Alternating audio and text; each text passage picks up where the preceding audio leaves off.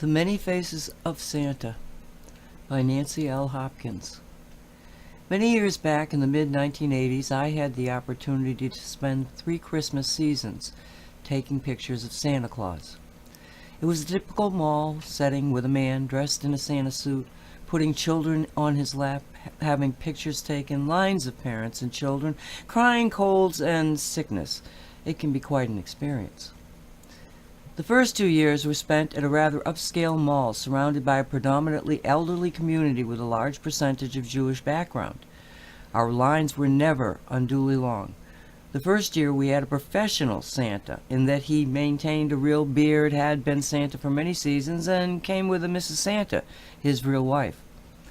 One morning a very pregnant woman came over and said, "Would it be all right for me to have a picture with Santa? It is my child's first Christmas." I never look at a pregnant woman at this time of the year without remembering that glowing woman sitting on Santa and the child who would one day see the picture. One middle-aged man was pushing his father in a wheelchair when he stopped. The man came over and in a quiet voice said, Can I get Santa to take a picture with my dad? It's probably his last Christmas." "Really?" I said. "You think this is his last Christmas?" Behind the man I could see his dad moving away, pushing the wheelchair wheels with such strength that the son was going to have to run to catch up. "I think you might want to ask your dad if he wants a picture with Santa," said I, while nodding in the direction of the traveling wheelchair and the father figure. The last I saw of those 2 men was the son running down the mall. The second year, the pro Santa did not work at our mall. We had a problem getting enough Santas to fill the shifts. One guy was about 4 feet tall and round as can be, small Santa, but the children did not seem to mind. And another was a very young man who wore pink sneakers instead of the black boots. The kids thought he was great. This sneakered Santa had a way with children. There's a certain age when Santa fills a child with pure terror. This terror response is typically seen in children between 2 to 4 years old. The brain projects an image of what is safe, and Santa does not fill the picture. There is no way to dispel the child's fear, as it is rooted in the fight or flight protective responses in the brain. Many frustrated parents fight with terrified children for a terrible picture of Santa, and we were told not to interfere in this child abuse.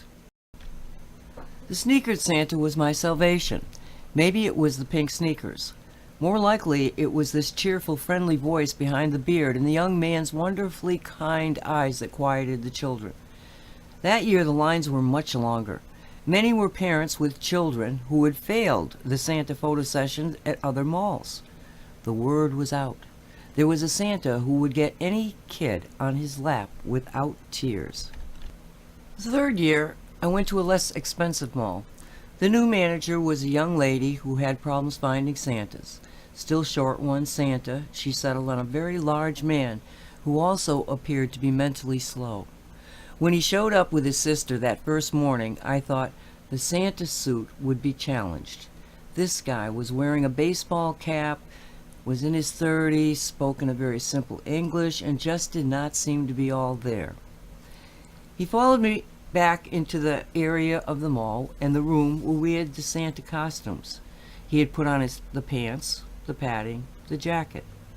He was still just a man in red. He bent over and pulled up the fake black boot top that would sit upon his shoes, making it look like he was wearing boots. First the right foot, then the left foot became booted. When he looked up from his feet and turned to look at me, something had changed. There was a twinkle in his eyes. I was excited. The suit was beginning to work. Santa would soon be here. While he continued sitting, I outfitted him first with a beard and then the wig. I capped him off with a hat and asked him to stand so I could finish off with a big black belt. During all this, he had sat silent. With the belt on, I took his hand and brought him over to a full-length mirror. The man gasped, exclaiming as he viewed his own image, "Santa!" Indeed it was. That year I came to believe that the real Santa Claus would take over this man's body every time the suit was put on.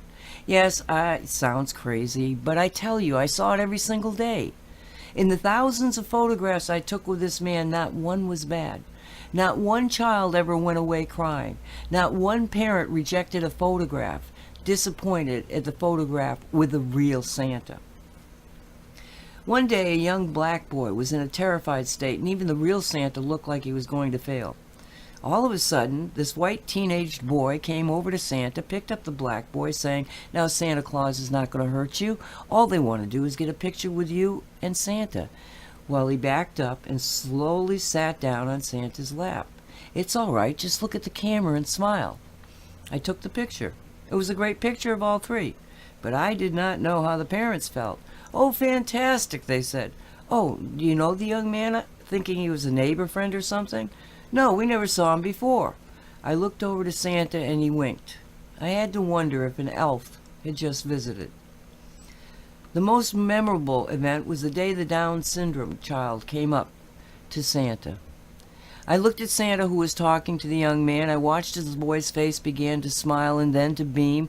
I knew he could see the truth behind the phony beard. Santa was really there. When the mother saw the picture, she began to cry. I looked at the photograph of Santa with a normal-looking child sitting on his lap. "What's wrong?" I asked.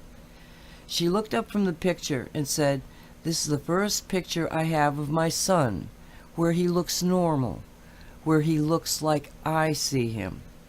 Thank you so very much." I choked back my own tears, looked at Santa, and said, "Thanks, Santa."